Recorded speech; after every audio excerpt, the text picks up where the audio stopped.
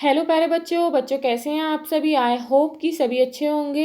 बच्चों आज की इस वीडियो में हम कक्षा 5 के विषय नैतिक शिक्षा का रिवीजन करेंगे।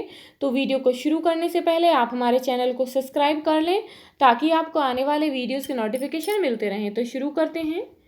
प्यारे बच्चों, इस बार हम कोई नई बात नहीं करेंगे बल्कि पिछले दिनों हमने जो कुछ सीखा है उस पर फिर से नज़र डालेंगे। आओ साथ मिलकर हम फिर से याद करते हैं कि पिछले कुछ दिनों में हमने क्या क्या सीखा। कौन सी कहानी या गीत बहुत पसंद आया, क्या तुम कर पाते हो। नीचे तुम्हें 2 लिंक दिए गए हैं जिन पर क्लिक करके तुम कहानियाँ और गीत फिर से देख सकते हो। तो बच्चों यहाँ पर ये आपको लिंक दिए गए हैं, आप इस पर जाकर यहाँ पर कहानियाँ और गीत सुन सकते हैं व देख सकते हैं। और हाँ, अगर तुमने कोई बहुत अच्छी कहानी पढ़ी हो तो उसके बारे में अपने शिक्षक या शिक्षिका को ज़रूर बताना। तुम्हें ईमानदारी का बक्सा तो याद होगा ना। एक बार फिर से अपने मन से ईमानदारी के बक्से में देखना और बताना कि कौन कौन सी बातें तुमने इस बक्से में अभी तक सहेज कर रखी हैं। तो बच्चों आंसर है भरोसा, सच्चाई, जिम्मेदार बनना, अपने शब्दों पर रहना। ये सभी जो है हमने इस ईमानदारी के बक्से में सहेज कर रखी हैं। कहानी है आलसी शिष्य की।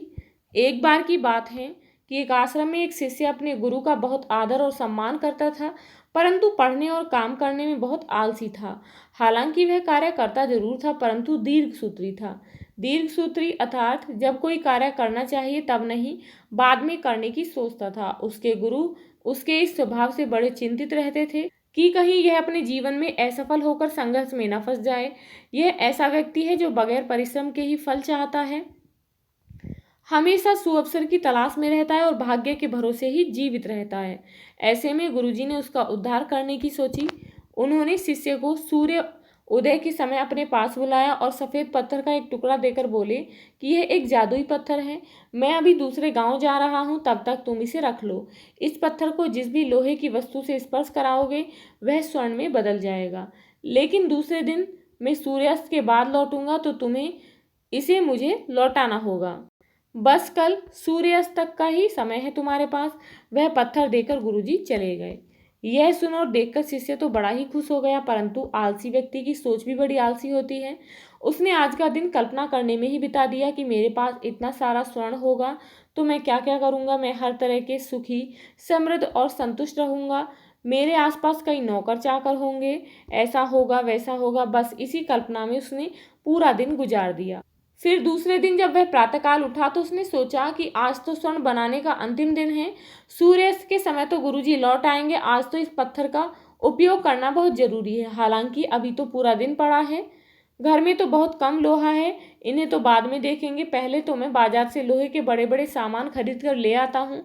लेकिन कौन से सामान खरीदूँ, ऐसा सामान खरीदना होगा जिसमें भारी लोहा हो। लोहे के खंभे तो कहीं ना कहीं मिलते होंगे, नहीं खंभों को तो घर पर लाना मुश्किल होगा। खैर ठीक है, यह तो कर ही लेंगे, पहले खाना खा लेते हैं।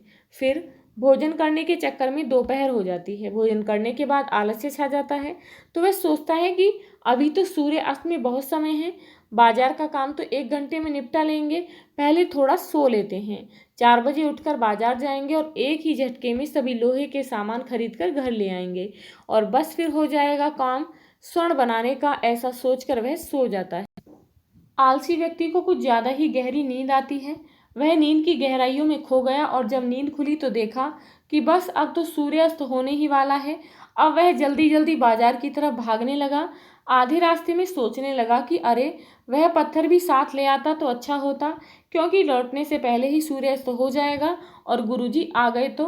तभी रास्ते में उसे गुरुजी मिल जाते हैं। उन्हें देखकर वह घबरा जाता है और उनके चरणों में गिरकर कहता है, क्षमा करना गुरुजी, उस जादुई पत्थर को 1 दिन और मेरे पास रहने दीजिए।